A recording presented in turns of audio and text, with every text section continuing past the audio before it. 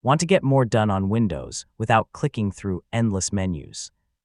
In this guide, I'll show you how to use PowerShell, from opening it and running basic commands to finding help and working with files. So let's get started.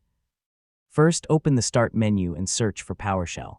You can use Windows PowerShell or PowerShell 7 if you've installed the newer version. PowerShell 7 runs alongside the older Windows PowerShell 5.1, so both can be available on the same PC. PowerShell works mainly through commands called cmdlets. Most follow a simple verb and noun pattern. For example, getProcess shows running processes, while getService displays Windows services. You can also use familiar commands like getLocation to see your current folder. To move around your files, use setLocation, or its shorter alias, cd. Type cd followed by a folder path to move there. Then use getChildItem, commonly shortened to dir or ls, to see what's inside. Yeah, it's a quick way to work with folders without opening File Explorer.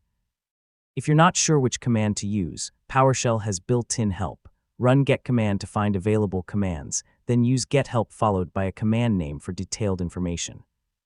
For example, get help get process. You can also add examples to see practical examples. One of PowerShell's most useful features is the pipeline. The vertical bar sends the output from one command into another. For example, you can run get process, then pipe the results into where object to filter them. This lets you combine commands instead of doing everything separately. Before running unfamiliar commands, make sure you understand what they do.